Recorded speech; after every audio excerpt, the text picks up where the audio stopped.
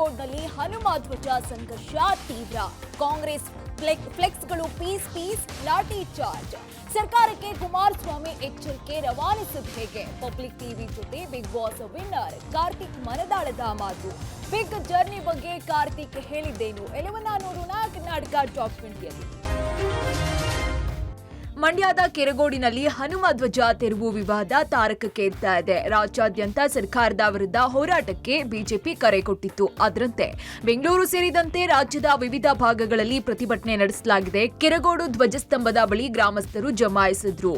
ಇನ್ನು ಎಸ್ಪಿ ಯತೀಶ್ ನೇತೃತ್ವದಲ್ಲಿ ಬಿಗಿ ಪೊಲೀಸ್ ಬಂದೋಬಸ್ತ್ ಏರ್ಪಡಿಸಲಾಗಿತ್ತು. ಮಂಡ್ಯದಲ್ಲಿ ಜೆಡಿಎಸ್ ಹಾಗೂ ಬಿಜೆಪಿ ನಾಯಕರು ಬೃಹತ್ ಪಾದಯಾತ್ರೆ ಮಾಡಿದ್ರು.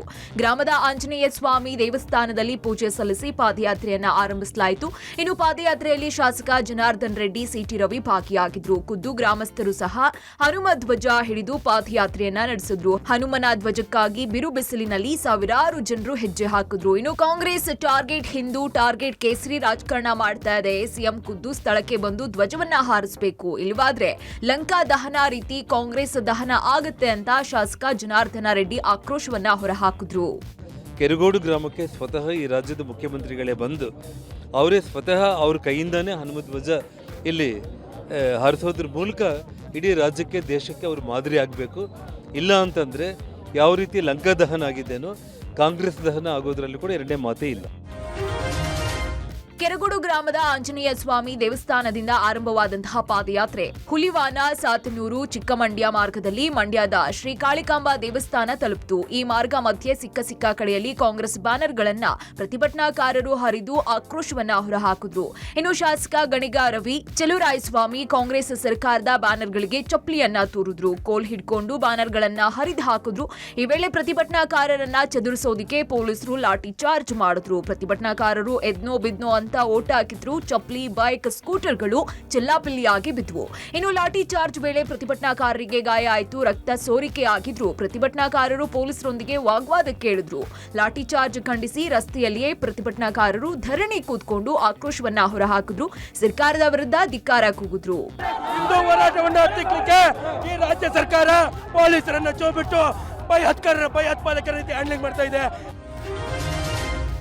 ಮಂಡ್ಯದ ಕೆರಗೋಡು ಹನುಮ ಧ್ವಜ ಸಂಘರ್ಷಕ್ಕೆ ಮಾಜಿ ಸಿಎಂ ಕುಮಾರಸ್ವಾಮಿ ಸಹ ಧುಮುಕಿದ್ದಾರೆ. ಮಂಡ್ಯ ಡಿಸಿ ಕಚೇರಿ ಬಳಿ ಪಾದಯಾತ್ರೆಯನ್ನ ಕುಮಾರಸ್ವಾಮಿ, ಸಂಸದ ರಾಘವೇಂದ್ರ, ಸಿಟಿ ರವಿ ಸೇರಿ ಹಲವು ಮುಖಂಡರು ಸೇರ್ಕೊಂಡ್ರು. ಇನ್ನು ಸಾಗರೋಪಾದಿಯಲ್ಲಿ ಭಾಗವಹಿಸಿದಂತಹ ಪ್ರತಿಭಟನಾಕಾರರೊಂದಿಗೆ ಡಿಸಿ ಕಚೇರಿ ಬಳಿ ಧರಣಿಯನ್ನ ನಡೆಸಲಾಯಿತು. ಈ ವೇಳೆ ಸರ್ಕಾರದ ವಿರುದ್ಧ ಕುಮಾರಸ್ವಾಮಿ ಕೆಂಡಾಮಂಡಲರಾದ್ರು. ಸರ್ಕಾರ ಹಾಗೂ ಮಂಡ್ಯ ಜಿಲ್ಲಾಧಿಕಾರಿಯೇ ಈ ಸಂಘರ್ಷಕ್ಕೆ ಕಾರಣ.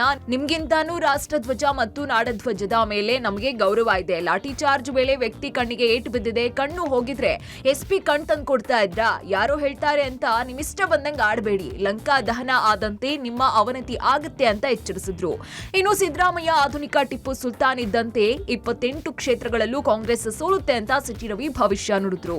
ಲಾಠಿ ಚಾರ್ಜ್ ಆಯ್ತು, ಇವತ್ತು ಇನ್ನೊಂದು ಲಾಠಿ ಚಾರ್ಜ್ ಮಾಡಿ ಕೆಲವರು ಕಣ್ಣು ಗುಡ್ಡೆ ಹೋಗಿದೆ. ಆ ಕಣ್ಣು ಉಳಿದಿರೋದೇ ಹೆಚ್ಚು. ಇವತ್ತು ಕೆಲವರು ಕಾಲು ಮುರಿದಿದೆ. ಇಂಥ ಅವಶ್ಯಕತೆ ಇತ್ತ? ಅವರಿಗೆ ಹಿಂದೂ, ರಾಮ, ಹನುಮ ಇವೆಲ್ಲವೂ ಕೂಡ ಸಂಕಟಕರ ಸಂಗತಿಗಳು. ಅವ್ರೇನಾದ್ರು ಯಾರು ಟಿಪ್ಪು ಸುಲ್ತಾನ್ ಜೈ ಅನ್ನಿದ್ರೆ ಇವ್ರಿಗೇನೋ ಇವ್ರ ಅಜ್ಜ ಮುತ್ತಚ್ಚಿಗೆ ಜೈ ಅನ್ನಂಗೆ ಖುಷಿ ಪಡೋರು. ಮಂಡ್ಯದ ಕೆರಗೋಡಿನಲ್ಲಿ ಹನುಮ ಧ್ವಜ ಇಳಿಸಿದ ಪ್ರಕರಣವನ್ನ ಖಂಡಿಸಿ ರಾಜ್ಯಾದ್ಯಂತ ಬಿಜೆಪಿಯಿಂದ ಪ್ರತಿಭಟನೆ ನಡೆಸಿದೆ. ವಿಪಕ್ಷ ನಾಯಕ ಆರ್ ಅಶೋಕ್ ನೇತೃತ್ವದ ಬಿಜೆಪಿ ನಿಯೋಗ ಬೆಂಗಳೂರಿನ ಮೈಸೂರು ಬ್ಯಾಂಕ್ ವೃತ್ತದ ಬಳಿ ಬಿಜೆಪಿ ಪ್ರತಿಭಟನೆ ಮಾಡಿತು. ಪ್ರತಿಭಟನೆಗೆ ಅವಕಾಶ ನೀಡದಿದ್ದರೂ ಬಿಜೆಪಿ ಪ್ರತಿಭಟನೆಗೆ ಮುಂದಾಯಿತು. ಹೀಗಾಗಿ ಪೊಲೀಸರು ಬ್ಯಾರಿಕೇಡ್ ಅನ್ನು ಹಾಕಿ ದಿಗ್ಬಂಧನವನ್ನ ಹಾಕಿದ್ರು. ಭಗವಾ ಧ್ವಜ ಹಿಡಿದು ಸರ್ಕಾರದ ವಿರುದ್ಧ ಘೋಷಣೆಯನ್ನ ಕೂಗಿದ್ರು. ಜೈ ಶ್ರೀರಾಮ್ ಘೋಷಣೆ ಮೊಳಗಿಸುತ್ತಲೇ ಮೆರವಣಿಗೆಯನ್ನ ಮಾಡಿದ್ರು. ಅನುಮತಿ ಇಲ್ಲದೆಯೂ ಪ್ರತಿಭಟನೆಗೆ ಮುಂದಾಗಿದ್ದಕ್ಕೆ ಪೊಲೀಸರು ಪ್ರತಿಭಟನಾಕಾರರನ್ನ ವಶಕ್ಕೆ ಪಡೆದ್ರು.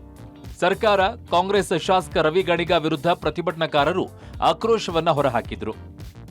ಸಿದ್ದರಾಮಯ್ಯ ಬಾಂಗ್ಲಾದೇಶದ ಮುಖ್ಯಮಂತ್ರಿಯ, ಪಾಕಿಸ್ತಾನದ ಮುಖ್ಯಮಂತ್ರಿಯ? ಡಿಸಿ ಕಚೇರಿಗೆ ಮನವಿ ಕೊಡಲು ಪೊಲೀಸರು ಬಿಡ್ತಾ ಇಲ್ಲ. ನಮ್ಮ ಹೋರಾಟವನ್ನ ಹತ್ತಿಕ್ಕುವ ಕೆಲಸ ಮಾಡ್ತಾ ಇದೆ ಅಂತ ಆಕ್ರೋಶ ಹೊರಹಾಕಿದ್ರು. ಹೋರಾಟವನ್ನ ಮಾಡಬೇಡಿಂದ ಹತ್ತಿಕ್ಕುವ ಕೆಲಸವನ್ನ ಮಾಡ್ತಾರೆ. ಇವತ್ತು ನಾವೇನು ಪಾಕಿಸ್ತಾನದಲ್ಲಿ ಇದೀವ? ಬಾಂಗ್ಲಾದೇಶದಲ್ಲಿ ಮುಖ್ಯಮಂತ್ರಿ ಸಿದ್ದರಾಮಯ್ಯನವರು ಬಾಂಗ್ಲಾದೇಶದ ಮುಖ್ಯಮಂತ್ರಿನ, ಪಾಕಿಸ್ತಾನದ ಮುಖ್ಯಮಂತ್ರಿನ? ಜೈ ಶ್ರೀರಾಮ್ ಅಂದ್ರೆ ತಪ್ಪು, ಹನುಮ ಧ್ವಜ ಹಾರಿದ ತಪ್ಪು ಅಂತಂದ್ರೆ ನಾವು ಈ ಹಿಂದೂಗಳೆಲ್ಲೋಗ್ಬೇಕು. ಕೋಲಾರದಲ್ಲಿ ರಾಜ್ಯ ಸರ್ಕಾರದ ವೈಫಲ್ಯ ಖಂಡಿಸಿ ಪ್ರತಿಪಕ್ಷದ ನಾಯಕ ಅಶೋಕ್ ಮತ್ತು ಮಾಜಿ ಮುಖ್ಯಮಂತ್ರಿ ಬಸವರಾಜ ಬೊಮ್ಮಾಯಿ ನೇತೃತ್ವದಲ್ಲಿ ಪ್ರತಿಭಟನಾ ಮೆರವಣಿಗೆ ಮಾಡಲಾಯಿತು. ಕೋಲಾರ ಜಿಲ್ಲೆ ಬಿಜೆಪಿ ವತಿಯಿಂದ ನಡೆದ ರ್ಯಾಲಿಯು ನಗರದ ಅಂಬೇಡ್ಕರ್ ಸರ್ಕಲ್ನಿಂದ ಮೆಕ್ಕೆ ಸರ್ಕಲ್ವರೆಗೂ ಸಾಗಿತ್ತು. ಪ್ರತಿಭಟನಾ ಮೆರವಣಿಗೆಯಲ್ಲಿ ಸಂಸದ ಎಸ್ ಮುನಿಸ್ವಾಮಿ ಸೇರಿದಂತೆ ಮಾಜಿ ಶಾಸಕರು ಸೇರಿದಂತೆ ಮತ್ತಿತರರು ಸಾಥ್ ನೀಡಿದರು. ರ್ಯಾಲಿ ವೇಳೆ ಮಾತನಾಡಿದ ವಿರೋಧ ಪಕ್ಷದ ನಾಯಕ ಆರ್ ಅಶೋಕ್, ಬರಗಾಲ ಬಂದು 7 ತಿಂಗಳಾದರೂ ಹಣ ಹಾಕಿಲ್ಲ. ರೈತರಿಗೆ ಮೋಸ ಹಾಗೂ ವಂಚನೆ ಮಾಡಿರುವವರ ವಿರುದ್ಧ ಪ್ರತಿಭಟನೆ ಮಾಡ್ತಾ ಇದ್ದೇವೆ. ರೈತರಿಗೆ ಹಣ ಬಿಡುಗಡೆ ಮಾಡಿ ಇಲ್ಲ ಕುರ್ಚಿ ಖಾಲಿ ಮಾಡಿ ಅಂದ್ರು. ಇನ್ನು ಮಾಜಿ ಸಿಎಂ ಬೊಮ್ಮಾಯಿ ಕಾಂತರಾಜ್ ವರದಿ ಬಗ್ಗೆ ಚುನಾವಣೆ ಗಿಮಿಕ್ ಮಾಡ್ತಾ ಇದ್ದಾರೆ ಅಂತ ಆರೋಪಿಸಿದ್ರು. ಕಷ್ಟದಲ್ಲಿರೋ ರೈತರಿಗೆ ಹಣ ಬಿಡುಗಡೆ ಮಾಡಿ ಇಲ್ಲ ಸಿದ್ದರಾಮಯ್ಯನವರೇ ಕುರ್ಚಿ ಖಾಲಿ ಮಾಡಿ, ಇದು ನಮ್ಮ ಘೋಷಣೆ. 7 ತಿಂಗಳಾಯ್ತು, 7 ತಿಂಗಳಾದ್ರೂ ಒಂದೇ ಒಂದು ನಯಾ ಪೈಸೆ ಬಿಡುಗಡೆ ಮಾಡಿಲ್ಲ. ಮುಲ್ಲಾಗಳಿಗೆ ಅಲ್ಪಸಂಖ್ಯಾತರಿಗೆ 1,000 ಕೋಟಿ ಬಿಡುಗಡೆ ಮಾಡಿದ್ದೀರಾ. ಅಟ್ಲೀಸ್ಟ್ ರೈತರಿಗೆ 100 ಕೋಟಿ ಬಿಡುಗಡೆ ಮಾಡೋಕ್ಕೂ ಯೋಗ್ಯತೆ ಇಲ್ಲ. ಇವರು ಕಾಂತರಾಜ್ ವರದಿ ಅದು ಏನಿದೆ ಅಂತ ಯಾರಿಗೂ ಕೂಡ ಗೊತ್ತಿಲ್ಲ. ಚುನಾವಣೆ ಸ್ಟಂಟ್, ಯಾಕಂದ್ರೆ ಈಗ ಅವ್ರು ಈಗ ತೊಗೊಳ್ತಾರೆ, ಇಲ್ಲಿ ಕೋಡ್ ಆಫ್ ಕಂಡಕ್ಟ್ ಬರುತ್ತೆ, ಆಮೇಲೆ ನಾವು ನೋಡ್ತೀವಿ ಅಂತ ಹೇಳ್ತಾರೆ. ಅಷ್ಟೇ ಅದು ಹಣೆ ಬರ. ಈಗೇನು ಇಂಪ್ಲಿಮೆಂಟ್ ಮಾಡ್ತಾರೆ ಅವರು, ಈಗ ತೊಗೊಂಡ್ರೆ ಇಂಪ್ಲಿಮೆಂಟ್ ಮಾಡೋಕ್ಕಾಗಲ್ಲ. ಕೋಡ್ ಆಫ್ ಕಂಡಕ್ಟ್ ಬರುತ್ತೆ, ಅದು ಗೊತ್ತಿದ್ದು ಇದನ್ನೆಲ್ಲ ಮಾಡ್ತಾರೆ. ಲೋಕಸಭಾ ಚುನಾವಣೆಗೆ ಸ್ಟಂಟ್. ಶತದಿನಕ್ಕೂ ಹೆಚ್ಚು ದಿನಗಳ ದೊಡ್ಡಮನೆ ಆಟಕ್ಕೆ ಅಂತ್ಯ ಬಿದ್ದಿದೆ. ಕನ್ನಡದ ಬಿಗ್ ಬಾಸ್ ಸೀಸನ್ 10ರ ವಿನ್ನರ್ ಆಗಿ ನಟ ಕಾರ್ತಿಕ್ ಮಹೇಶ್ ಹೊರಹೊಮ್ಮಿದ್ದಾರೆ. ಪ್ರತಾಪ್ ಸಂಗೀತ ಶೃಂಗೇರಿಗೆ ಟಕ್ಕರ್ ಕೊಟ್ಟು ಕಾರ್ತಿಕ್ ಮಹೇಶ್ ಈ ಸೀಸನ್ನ ವಿನ್ನರ್ ಆಗಿದ್ದು, ಅಸಮರ್ಥರಾಗಿ ಬಿಗ್ ಬಾಸ್ ಮನೆಗೆ ಕಾಲಿಟ್ಟ ಕಾರ್ತಿಕ್ ಮೊದಲ ದಿನದಿಂದಲೂ ಉತ್ತಮವಾಗಿ ಆಟ ಆಡುತ್ತಾ ಅಭಿಮಾನಿಗಳ ಮನ ಗೆದ್ದಿದ್ರು. ಸಂಗೀತ ಮತ್ತು ನಮ್ರತಾ ಗೌಡ ಜೊತೆಗಿನ ಸ್ನೇಹ ವಿಚಾರವಾಗಿ ಕಾರ್ತಿಕ್ ಸಖತ್ ಹೈಲೈಟ್ ಕೂಡ ಆಗಿದ್ರು. ಬೆಸ್ಟ್ ಫ್ರೆಂಡ್ ವಿನಯ್ಗೆ ಎದುರಾಗಿ ನಿಂತು ಸಾಕಷ್ಟು ಟಾಸ್ಕ್ಗಳಲ್ಲಿ ಕಾರ್ತಿಕ್ ಟಕ್ಕರ್ ಕೊಟ್ಟಿದ್ರು.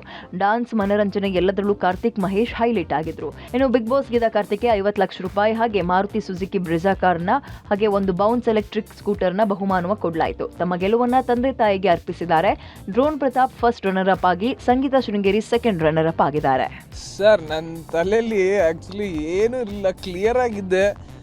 ಐ ವಾಸ್ ವೆರಿ ಕಾನ್ಫಿಡೆಂಟ್ ನನಗೆ ಬರುತ್ತೆ ಇದು ಅಂತ. ಯಾಕಂತಂದರೆ ನನ್ನ ಪ್ರತಿಯೊಂದು ಟಾಸ್ಕ್ ಆಗಿರ್ಬೋದು, ಪ್ರತಿಯೊಂದು ಚಟುವಟಿಕೆ ಆಗಿರ್ಬೋದು, ಏನೇ ಇರ್ಬೋದು, ಅದು ಐ ಹ್ಯಾವ್ ಗಿವನ್ ಮೈ 100% ಅನ್ನೋ ಒಂದು ನಂಬಿಕೆ ನನ್ನಲ್ಲಿತ್ತು. 112 ದಿನಗಳ ಬಿಗ್ ಜರ್ನಿ ಮುಗಿಸಿ ಬಿಗ್ ಬಾಸ್ 10ರ ಕಿರೀಟ ಮುಡಿಗೇರಿಸಿಕೊಂಡ ವಿನ್ನರ್ ಕಾರ್ತಿಕ್ ಪಬ್ಲಿಕ್ ಟಿವಿ ಜೊತೆಗೆ ಎಕ್ಸ್ಕ್ಲೂಸಿವ್ ಆಗಿ ಮಾತನಾಡಿದ್ರು. ತಮ್ಮ ಬಿಗ್ ಬಾಸ್ ಜರ್ನಿ ಬಗ್ಗೆ ಕಾರ್ತಿಕ್ ಮನಬಿಚ್ಚಿ ಮಾತನಾಡಿದ್ರು. ತಂದೆಯ ನಿಧನ, ತಂಗಿ ಮದುವೆ ದಿನಗಳನ್ನ ಕಾರ್ತಿಕ್ ಮೆಲುಕು ಹಾಕಿದ್ರು. ನನ್ನ ತಂಗಿ ಮಗ ಅದೃಷ್ಟ ತಂದಿದ್ದಾನೆ. ನನ್ನ ಗೆಲುವಿಗೆ ಕಾರಣರಾದವರಿಗೆ ಧನ್ಯವಾದವನ್ನ ಅರ್ಪಿಸಿದ್ರು. ಅಲ್ಲದೆ ಹೊಸ ಮನೆ ಆಸೆ ಈಡೇರುವಂತೆ ಆಶಿಸಿದ ಕಿಚ್ಚ ಸುದೀಪರಿಗೂ ಧನ್ಯವಾದ ತಿಳಿಸಿದ್ರು. ಬಿಗ್ ಬಾಸ್ ಮನೆಯಿಂದ ಒಳ್ಳೆಯದನ್ನ ತಂದಿದ್ದೇನೆ, ಕೆಟ್ಟದ್ದನ್ನ ಅಲ್ಲೇ ಬಿಟ್ಟು ಬಂದಿದ್ದೇನೆ ಅಂದ್ರು. ಮೊಬೈಲ್ನಿಂದ ದೂರವಾಗಿದ್ದೇನೆ. ಅಲ್ಲದೆ ಡ್ರೋನ್ ಪ್ರತಾಪ್ ಬಗ್ಗೆಯೂ ಕಾರ್ತಿಕ್ ಮಾತನಾಡಿದ್ರು. ಒಂದಷ್ಟು ಕಷ್ಟದ ದಿನಗಳು ಕಳೆದಿದ್ದಿದೆ ಸರ್. ನಮ್ಮ ತಂದೆ ತೀರೋದ್ಮೇಲೆ ಜವಾಬ್ದಾರಿಗಳನ್ನ ತೀರಿಸೋದಕ್ಕೋಸ್ಕರ ನಾನು ಕೆಲಸ ಮಾಡುತ್ತಿದ್ದೆ. ಬಟ್ ಮನಸ್ಸಲ್ಲಿ ಸಮಾಧಾನ ಇರಲಿಲ್ಲ ಸರ್. ಇವತ್ತಿಗೂ ಸಮಾಧಾನ ಇಲ್ಲ. ಇದು ಗೆಲುವು. ಸಮಾಧಾನ ಆಗೋಯ್ತು ಅಂತಂದರೆ ನಾನು ಮುಂದೆ ಗುರಿ ನಿಂತೋಗ್ಬಿಡುತ್ತೆ. So I want to focus more, ಇನ್ನೂ ಲಾರ್ಜರ್ ಪೀಪಲ್ಗೆ ರೀಚ್ ಆಗಬೇಕು ಅನ್ನೋದು ನನ್ನ ಆಸೆ.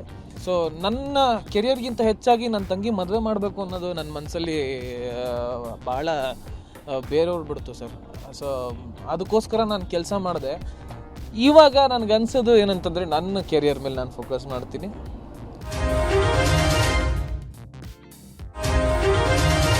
ಕನ್ನಡದ ಪ್ರಸಿದ್ಧ ರಿಯಾಲಿಟಿ ಶೋ ಬಿಗ್ ಬಾಸ್ 10ರ ಅದ್ಧೂರಿ ತೆರೆ ಕಂಡಿದೆ.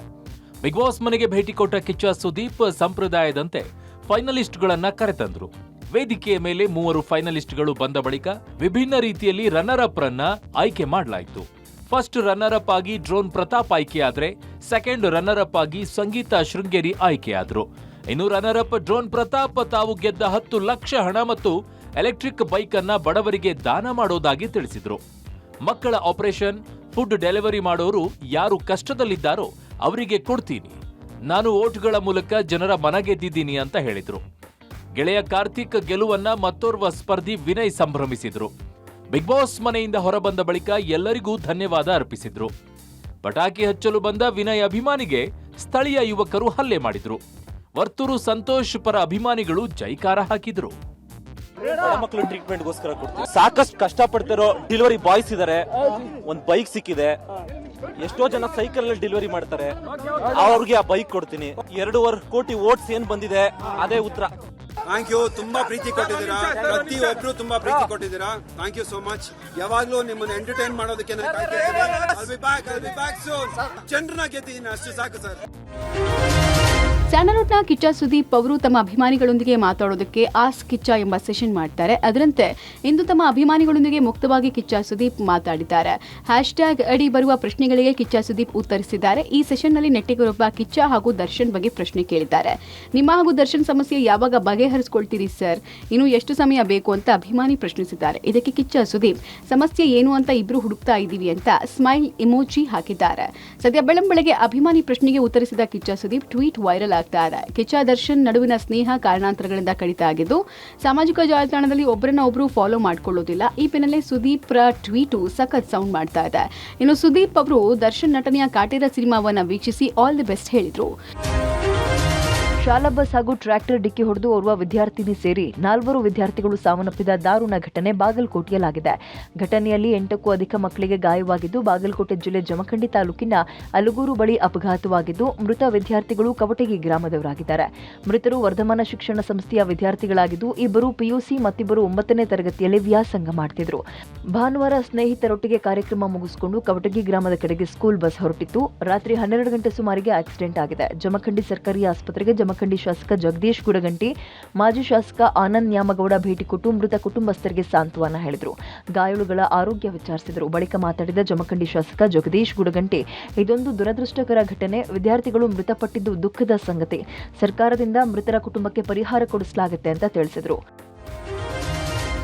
ಬೆಂಗಳೂರಿನ ಕೆಆರ್ಪುರಂನ ಮಹಾಲಕ್ಷ್ಮಿ ಲೇಔಟ್ನ ಚಿನ್ನದ ಮಳಿಗೆ ಮೇಲೆ ದಾಳಿ ಮಾಡಿದ್ದ ನಕಲಿ ಬಿಐಎಸ್ ಅಧಿಕಾರಿಗಳ ಬಂಧನ ಆಗಿದೆ. ಜನವರಿ 27ರಂದು ಸಿನಿಮೆಯ ರೀತಿ 4ರ ಟೀಮ್ನಿಂದ ದಾಳಿ ಮಾಡಲಾಗಿತ್ತು. ಇನ್ನು ದಾಳಿ ಮಾಡಿ 1 ಕೆಜಿಗೂ ಅಧಿಕ ಚಿನ್ನ ಸೀಸ್ ಮಾಡಿ ಮುಂದಿನ ವಾರ ತಮಿಳುನಾಡಿನ ಕಚೇರಿಗೆ ಬರುವಂತೆ ಹೇಳಿ ನಿರ್ಗಮಿಸಿದ್ರು. ಇನ್ನು ಅಧಿಕಾರಿಗಳ ಬಗ್ಗೆ ಅನುಮಾನಗೊಂಡಂತಹ ಚಿನ್ನದ ಅಂಗಡಿ ಸಿಬ್ಬಂದಿ ಅಧಿಕಾರಿಗಳನ್ನ ಫಾಲೋ ಮಾಡಿದ್ರು. ಇನ್ನು ಸಿಬ್ಬಂದಿಯಿಂದ ತಪ್ಪಿಸಿಕೊಳ್ಳುವ ಭರದಲ್ಲಿ ಸರಣಿ ಅಪಘಾತ ನಡೆದಿದೆ. ಟ್ರಾಫಿಕ್ ನಡುವೆ ಫಾಲೋ ಮಾಡಿದ್ದನ್ನ ಕಂಡು ರೂಟ್ ಚೇಂಜ್ ಮಾಡಿದ್ದಾರೆ. ಇದನ್ನ ಕೆಆರ್ಪುರ ಪೊಲೀಸರಿಗೆ ಚಿನ್ನದ ಅಂಗಡಿ ಸಿಬ್ಬಂದಿ ತಿಳಿಸಿದ್ದಾರೆ. ಮಾಹಿತಿ ಬಳಿಕ ಅಲರ್ಟ್ ಆದಂತಹ ಪೊಲೀಸರು ಟಿಸಿ ಪಾಳ್ಯಕ್ಕೆ ಎಂಟ್ರಿ ಆಗ್ತಿದ್ದಂತಹ 4 ಆರೋಪಿಗಳನ್ನ ಬಂಧಿಸಿದ್ದಾರೆ. ಅಲ್ಲದೆ 1 ಕೆಜಿಗೂ ಅಧಿಕ ಚಿನ್ನವನ್ನ ಜಪ್ತಿ ಮಾಡಿಕೊಂಡಿದ್ದಾರೆ. ಅಕ್ರಮವಾಗಿ ವಿದ್ಯುತ್ ಸಂಪರ್ಕ ಪಡೆದಿದ್ದೇ ಅಪರಾಧ. ಇದನ್ನ ಪ್ರಶ್ನಿಸಿ ವಿದ್ಯುತ್ ಸಂಪರ್ಕ ಕಟ್ ಮಾಡಿದ್ದಕ್ಕೆ ಬೆಸ್ಕಾಂ ಸಿಬ್ಬಂದಿಗೆ ಮಹಿಳೆಯಿಂದ ಕಪಾಳ ಮೋಕ್ಷ ಮಾಡಲಾಗಿದೆ. ಬೆಂಗಳೂರು ಹೊರವಲಯ ಆನೇಕಲ್ ತಾಲೂಕಿನ ಹಳೆ ಚಂದಾಪುರದಲ್ಲಿ ಘಟನೆ ನಡೆದಿದೆ. ಬೆಸ್ಕಾಂ ಸಿಬ್ಬಂದಿಗೆ ಹಳೆ ಚಂದಾಪುರ ನಿವಾಸಿ ರೂಪಮ್ಮ ಕಪಾಳ ಮೋಕ್ಷ ಮಾಡಿದ್ದಾರೆ. ನಿರ್ಮಾಣ ಹಂತದ ಕಟ್ಟಡಕ್ಕೆ ಅಕ್ರಮವಾಗಿ ವಿದ್ಯುತ್ ಸಂಪರ್ಕ ತೆಗೆದುಕೊಂಡಿದ್ದಂತಹ ರೂಪಮ್ಮ ಈ ವಿಚಾರವನ್ನ ತಿಳ್ಕೊಂಡು ವಿದ್ಯುತ್ ಲೈನ್ ಕಟ್ ಮಾಡಿದ್ರು. ದಂಡ ವಿಧಿಸೋದಕ್ಕೆ ಮುಂದಾದಂತಹ ಬೆಸ್ಕಾಂ ಅಧಿಕಾರಿಗಳಿಗೆ ಮಹಿಳೆ ಆವಾಜ್ ಹಾಕಿದ್ದಾರೆ. ನಡು ರಸ್ತೆಯಲ್ಲಿ ಗೂಂಡಾವರ್ತನೆ ತೋರಿದ್ದಾರೆ.